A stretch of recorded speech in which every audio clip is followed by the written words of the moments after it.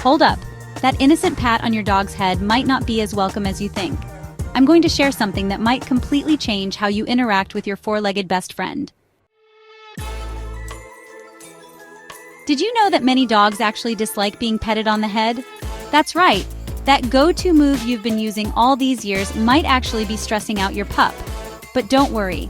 By the end of this video, you'll know exactly how to show affection to your dog in ways they'll truly appreciate. Think about it from your dog's perspective.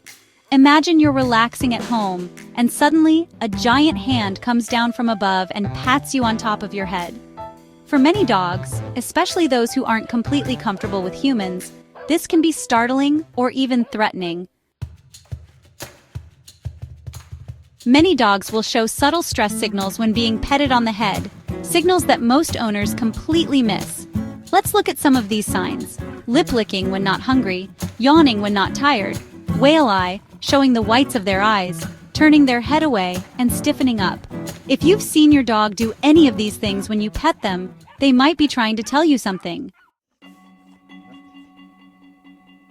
Your dog's head houses some of their most sensitive organs. Their ears can detect sounds 4 times farther away than humans. Their nose contains up to 300 million olfactory receptors compared to our measly 6 million. And their whiskers are sophisticated sensory tools that help them navigate their environment.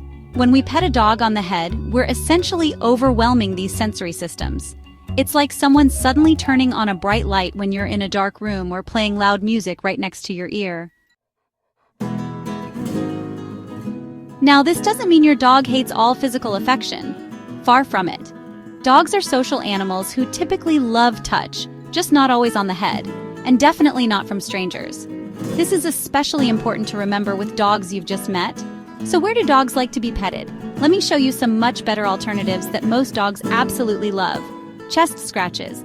Many dogs love a good chest rub. It's non-threatening and feels great. Base of the tail.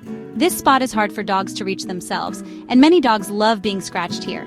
Shoulder rubs. Gentle massage along the shoulders is often well received. Under the chin, a gentle scratch under the chin is usually welcome.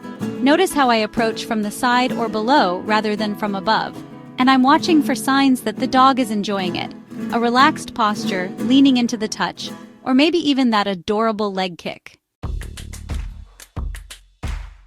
Every dog is an individual with unique preferences. Some actually do enjoy head pats, especially from their trusted humans. The key is to learn what your dog enjoys, and always respect the boundaries of dogs you're meeting for the first time. Here's a simple test to see if your dog actually enjoys certain types of petting. It's called the consent test, or sometimes the pet, pause, repeat method. Pet your dog briefly in a specific spot. Stop and pull your hand away. Watch what your dog does next. If your dog nudges your hand or moves closer, they're saying, "More please." If they move away or stay neutral, they're probably not that into it. This simple test works because it gives your dog a choice, and respecting your dog's choices builds trust between you. This information is especially crucial for families with children. Kids naturally want to hug and pat dogs on the head, but this can be stressful or even dangerous with the wrong dog. Teaching children to pet dogs properly isn't just better for the dog, it's safer for your child. Always supervise interactions between kids and dogs and teach children to ask permission from the owner first. Let the dog approach them, not the other way around. Pet the dog's side or chest, not the head. Respect when the dog walks away. These simple rules can prevent uncomfortable situations for dogs and potentially prevent bites or negative experiences.